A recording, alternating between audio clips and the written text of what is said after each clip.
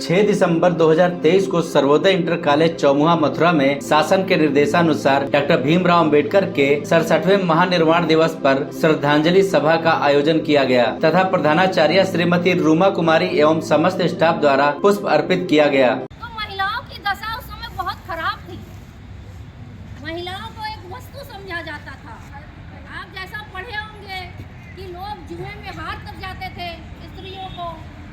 उनकी दशा सुधारने के लिए उन्होंने हिंदू कोड बिल कानून मंत्री रहते हुए बनाया, लेकिन उस समय की जो धर्म अंधभक्त थे वो इसको पास नहीं होने देना चाहते थे।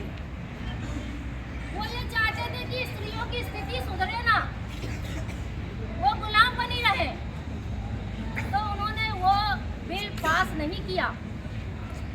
तो डॉक्टर भीमराव अंबेडकर बहुत दुखी हो गए कि हम कानून मंत्री हैं और हम अपने किसी बिल को पास नहीं करा पा रहे हैं, तो उन्होंने इस्तीफा दे दिया।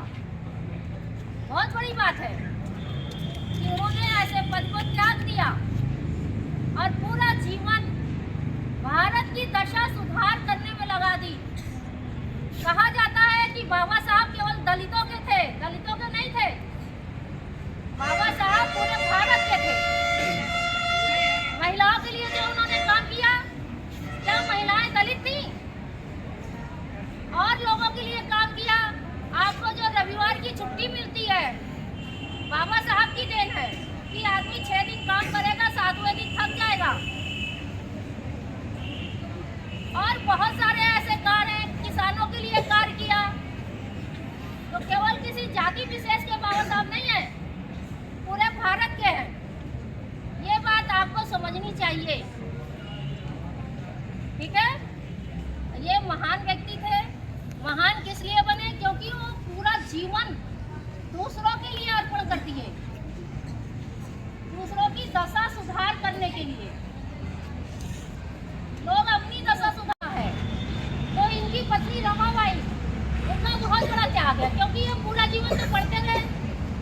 14 साल की उम्र में शादी हो गई, 9 साल की रमाबाई थी, लेकिन जब ये पढ़ाई में लगे रहे तो घर का खर्च कैसे चलेगा? तो रमाबाई क्या करती थी?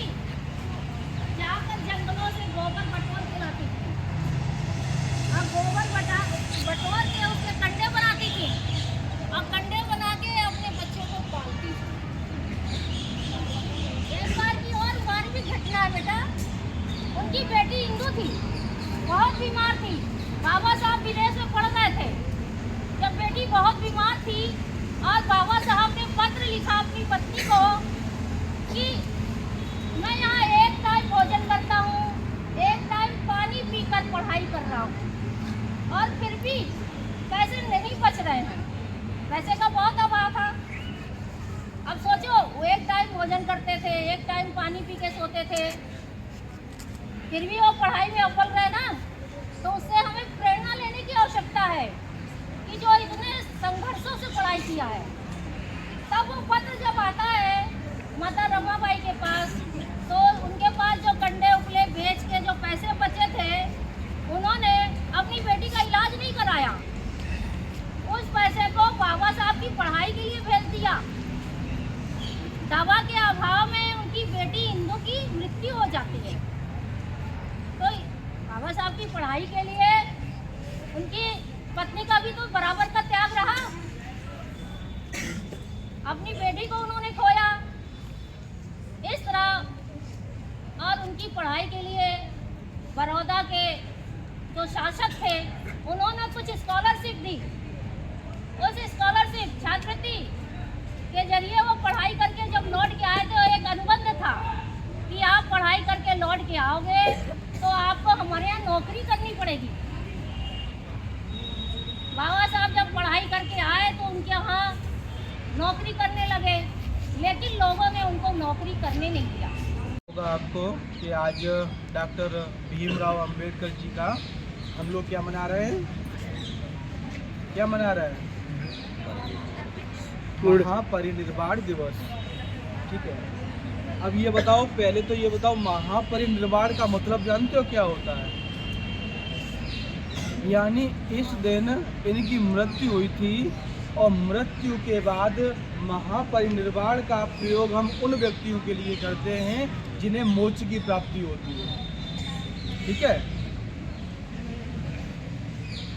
14 अप्रैल 1891 इनका जन्म हुआ था और आज 6 दिसंबर 1956 में इनकी मृत्यु हुई थी।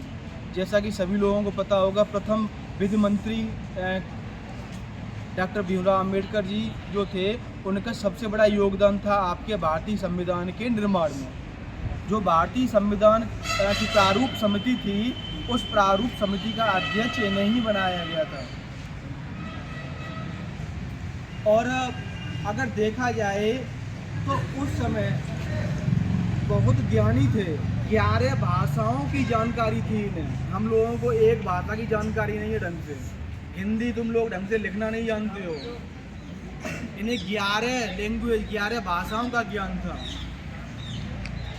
इसीलिए जब इन्हें 11 भाषाओं का ज्ञान था तो एक इनकी मूर्ति बनी है लातूर महाराष्ट्र में। कहाँ पर? महाराष्ट्र में एक जगह है लातूर, वहाँ पर उस मूर्ति का पता क्या नाम दिया गया है? Statue of knowledge. तो वो नॉलेज के ये धनी थे। 11 भाषाओं का ज्ञान होना एक बहुत बड़ी बात है। इसीलिए आज हम सब लोग इनको याद करते हैं, क्योंकि भारतीय संविधान निर्माण में सबसे महत्वपूर्ण भूमिका डॉक्टर भीमराव अंबेडकर जी की हुई थी। ठीक है। इसी के साथ में अपन पानी की धन्यवाद। आप सभी को नमस्कार। जैसा कि आप जानते हैं हम यहाँ क्यों एकत्रित हुए हैं, क्योंकि आज डॉक्टर भीमराव अम्बेडकर जी का महापरिनिर्वाण है। इनकी कहानी मैं आपको सुनाना चाहता हूँ। एक बार ये पढ़ाई कर रहे थे तो इनका नौकर इनके लिए चाय लेके आया और चाय रख के चला गया।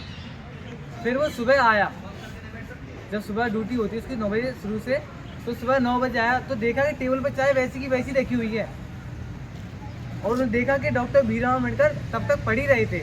वो आकर उनके पैरों में गिर गया और बोला, हे मालिक, आप ऐसा क्यों कर रहे हैं?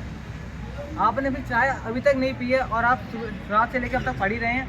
तो उन्होंने जवाब दिया कि मेरा समाज जो है वो सो रहा है, मैं उसको जगाना चाहता हूँ। मेरा समाज सो रहा है, मैं उसको जगाना चाहता हूँ। मैं उसको समझाना चाहता हूँ कि शिक्षा का क्या महत्व है। उन्होंने एक वाक्य कहा था कि शिक्षा वह शेरनी का दूध है जिसे जो पिएगा वो दहाड़ेगा। और आज जैसा